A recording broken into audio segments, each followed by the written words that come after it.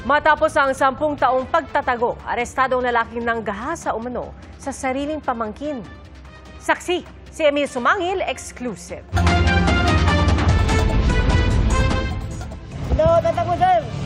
Wala nang nagawa ang lalaking yan kundi ang magpaaresto sa mga pulis na nakapalibot sa kanya. Di na po mapalag, sir. Di na po. Ang lalaki, pinaghahanap pala dahil sa kasong panggagahasa.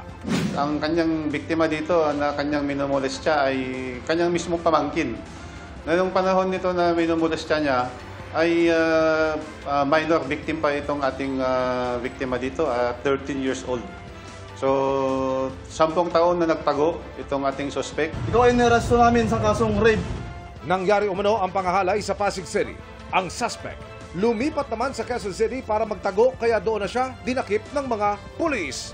May mensahe ang suspect sa kanyang pamilya maging sa biktima. Sana po, mapatawad niyo na lang po ako, mapatawad niyo po ako sa akin mga gawang kasalanan. Ako naman po yung nagsisisi na. Matagal na po ako nagsisisi. Simula pa lang no po. Patawaran niyo po ako. Kapag napatunayang nagkasala, makaharap ang suspect sa habang buhay na pagkakabilanggo. Bantayan po natin lagi yung mga anak natin. Huwag po nating ipagkatiwala kahit kanino. Yung ating mga members of the family, dapat ma-briefing din ito na kung hanggang saan lang yung limitations nila pwedeng hawakan yung mga ating mga anak. Para sa GMA Integrated News, Emil Sumangil ang inyong saksi.